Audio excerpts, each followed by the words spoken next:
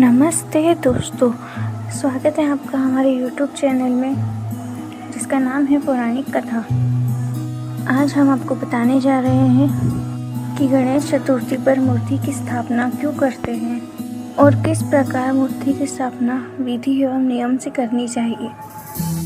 तो चलिए वीडियो शुरू करते हैं। हम गणेश चतुर्थी में गणेश जी को 10 दिन बैठाकर उनकी पूजा करते हैं, उसके बाद विसर्जित करते हैं। इसके पीछे एक पौराणिक कथा छुपी है जिसका संबंध महाभारत से है। हम सभी जानते हैं कि गणेश चतुर्थी मनाने की शुरुआत लोकमान्य बाल गंगाधर तिलक जी ने 1893 में सार्वजनिक रूप से की, जिसका कारण यह था कि वे चाहते थे कि समाज में एकता बनी रहे और ताकि थोड़ा समय मिल सके ताकि वह सोच सके कि इस तरह अंग्रेजों से लड़ा जाए। गणेश चतुर्थी पर गणेश जी की प्रतिमा को क्यों बिठाते हैं, इसका संबंध महाभारत से जुड़ा है। महाभारत का पूर्ण काव्य वेदव्यास जी के दिमाग में था, लेकिन उसको एक साकार रूप देने में अर्थात लिखने में वे असमर्थ थे। तब ब्रह्मा जी ने बताया कि इसको लिखने का कार्य केवल एक ही देवता कर सकते हैं, जो गणेश जी है। उनसे ज़्यादा ज्ञानी कोई नहीं है, वही विद्या के देवता हैं। तो आप गणेश जी से लिखवाइए। जब गणेश जी से पूछा गया तो उन्होंने महाभारत लिखने की सहमति दे दी। महाभारत लिखते समय बीच में रुकना मना था। तब गणेश जी ने लगातार 10 दिनों तक महाभारत लिखी थी। वेदव्यास जी उनके सामने बैठे थे, वह श्लोक बता रहे थे और गणेश जी लिख रहे थे। 10 दिनों तक गणेश जी का पानी पीना भी वर्जित था, क्योंकि गणेश जी महाभारत लिखते समय 1 सेकंड के लिए भी नहीं रुके थे। जब वेदव्यास जी ने देखा कि गणपति जी को थकान हो रही है, उनके शरीर से थोड़ा बहुत पसीना आ रहा है, अब वेदव्यास जी ने मिट्टी लाकर उसका लेप गणेश जी के पूरे शरीर पर लगा दिया ताकि गणेश जी के शरीर का तापमान ना बढ़े।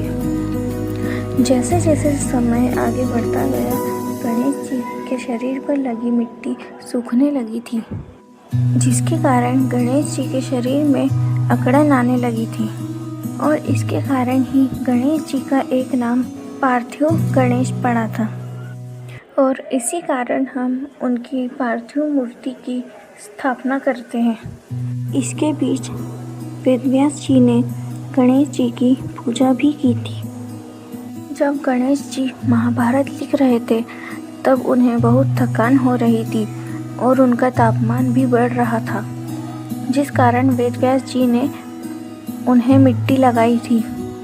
जब वेदव्यास जी ने देखा कि मिट्टी लगाने के बाद भी उनका तापमान बढ़ता ही जा रहा है, तब महाभारत लिखने का कार्य संपूर्ण होने के बाद वेदव्यास जी ने गणेश जी को पवित्र जल के अंदर बैठा दिया ताकि उनके शरीर की सारी मिट्टी निकल जाए, जिसके स्वरूप ही हम उनका विसर्जन करते हैं। गणेश जी की स्थापना करने के बाद हमें इन चीज़ों का ध्यान रखना चाहिए। हमें सुबह नहा धोकर ही मंदिर में जाना चाहिए तथा गणेश जी के पुराने फूल, धूप इत्यादि हटा देना चाहिए और जो प्रसाद है उसे घर के लोगों में बांट देना चाहिए। तथा ध्यान रखें कि गणपति की स्थापना करने के बाद कलश और गणपति को हिलाना नहीं चाहिए। स्थापना करने के बाद उन्हें विसर्जन वाले दिन ही हिलाया जाता है।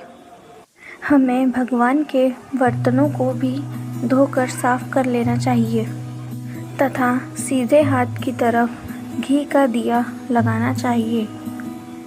हमें भगवान को टीका, रोली, चंदन, अक्षित और पुष्पों की माला चढ़ानी चाहिए और धूप की काट बांधकर चढ़ाना चाहिए। हमें धूप गणपति के मस्तक की ओर ही अर्पित करनी चाहिए कभी भी धूप गणपति के पैरों की तरफ अर्पित कभी नहीं करनी चाहिए। धूप गणपति को अति प्रिय है। धूप चढ़ाने के बाद वहाँ गणपति के लिए नैवेद्य चढ़ाना चाहिए। नैवेद्य में हम मोदक, लड्डू, मिठाई आदि रख सकते हैं तथा हो सके तो तांबूल फल भी रखना चाहिए तथा पान के पत्ते में 2 लौंग और 2 इलायची रखकर चढ़ाना चाहिए। सुबह के समय हमें दक्षिणा भी चढ़ानी चाहिए। हमें भोग सुबह शाम दोनों टाइम लगाना चाहिए और आरती भी दोनों टाइम करनी चाहिए तथा भोग अर्पित करने के बाद पानी का पात्र लेकर भगवान को आचमन कराना चाहिए, अर्थात पानी पिलाना चाहिए। इसके बाद आपको गणेश जी की कथा एवं स्तुति सुननी चाहिए और गणेश जी की आरती करनी चाहिए। इस बात का अवश्य ध्यान रखें कि गणेश जी पर कभी भी तुलसी ना चढ़ाए। गणेश जी पर तुलसी नहीं चढ़ाई जाती। गणेश जी को घर लाने के सही नियम। यदि आप गणेश चतुर्थी पर गणेश जी की मूर्ति घर ला रहे हैं तो इस बात का ध्यान रखें कि हमें हमेशा बैठी हुई अवस्था की प्रतिमा को ही घर लाना चाहिए। बैठी हुई अवस्था की मूर्ति की पूजा करने से स्थायी लाभ होता है और इस दौरान घर पर आने वाली रुकावटें दूर होती हैं।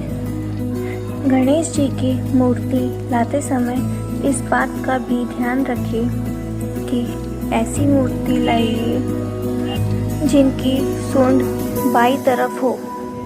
घर के लिए हमेशा बाहमुखी गणपति ही लाना चाहिए कि दाईं ओर सूंड वाले गणपति की पूजा करने के लिए विशेष पूजा नियमों का पालन करना पड़ता है। यदि आप गणेश चतुर्थी पर मूर्ति घर ला रहे हैं तो इस बात का भी ध्यान रखें कि आप उनको घर के किसी भी दीवार या किसी भी कोने में स्थापित नहीं कर सकते। इस बात का ध्यान रखें कि जिस दीवार पर आप गणेश जी की प्रतिमा स्थापित कर रहे हैं वह दीवार बाथरूम से कहीं से भी जुड़ी ना हो। यदि आप नौकरी और व्यवसाय की परेशानियों को दूर करने के लिए गणपति की मूर्ति स्थापित कर रहे हैं तो गणपति की सिंदूरी रंग की प्रतिमा को घर लाए। इससे दिक्कतें दूर होती हैं और सफलता मिलती है। हमें कभी भी घर में नृत्य करती हुई मूर्ति नहीं लानी चाहिए और ना ही किसी को उपहार में देनी चाहिए। वास्तुशास्त्र के अनुसार घर में नृत्य करती हुई मूर्ति लाने से कला कलेश होता है। गणेश जी की प्रतिमा घर लाते समय इस बात का भी अवश्य ध्यान रखें। गणेश जी के साथ उनके वाहक मूषक भी होना चाहिए। गणेश जी की स्थापना करने से लाभ। गणेश जी की मूर्ति स्थापना करने से घर में सुख समृद्धि आती है। घर के दुख कष्ट दूर हो जाते हैं। गणेश जी की स्थापना करने से घर में खुशियाँ बनी रहती हैं। गणपति की स्थापना करने से घर की सभी बाधाएं, रोग, शत्रु एवं दरिद्रता दूर होती है। भगवान गणेश की पूजा से शिक्षा में सफलता मिलती है और व्यापार में उन्नति आती है। घर परिवार में यदि बहुत ज़्यादा झगड़े होते हैं तो बुधवार के दिन दुर्वा से गणेश जी की प्रतिमा बनाएं और प्रतिदिन उसकी पूजा करें। यदि घर में पैसों की दिक्कतें आ रही हैं तो बुधवार के दिन गणेश जी को घी और गुड़ चढ़ाया हुआ घी और गुड़ गाय को खिला दे। बिगड़े काम को बनाने के लिए गणेश पूजा लाभकारी है। ग्रह दोष बचाव के लिए गणेश पूजा फायदेमंद सिद्ध होती है। श्री गणेश जी 21 मुख्य नाम: ओम सुमुखाय नमः, ओम गणाधीशाय नमः, ओम उमापुत्राय नमः, ओम गजामुखाय नमः, ओम लंबोदराय नमः, ओम शूर्पकर्णाय नमः, ओम हरपुत्राय नमः, ओम वक्रतुंडाय नमः, ओम गुहाग्रजाय नमः, ओम एकदंताय नमः, ओम हेरंबाय नमः, ओम चतुहोत्रे नमः, ओम सर्वेश्वराय नमः, ओम विकटाय नमः, ओम हेममुंडाय नमः, ओम विनायकाय नमः, ओम कपिलाय नमः, ओम वटवे नमः, ओम भालचंद्राय नमः, ओम सिद्धिविनायक नमः, ओम सुराग्रजाय नमः। तो यह वीडियो यहीं पर समाप्त होता है। आशा करते हैं हमारा वीडियो आपको पसंद आया होगा। इस तरह के अन्य वीडियो देखने के लिए आप हमारे चैनल को सब्सक्राइब कीजिए और डिस्क्रिप्शन में हमारी वेबसाइट की लिंक दी हुई है। मैं आपको गणेश जी के पूजा के मुख्य मंत्र, आरती और कुछ अन्य जानकारियाँ देखने को मिलेंगी। आप हमारे फेसबुक पेज को भी फॉलो कीजिए। आज के लिए बस इतना ही। हम आपको अगले वीडियो में मिलते हैं।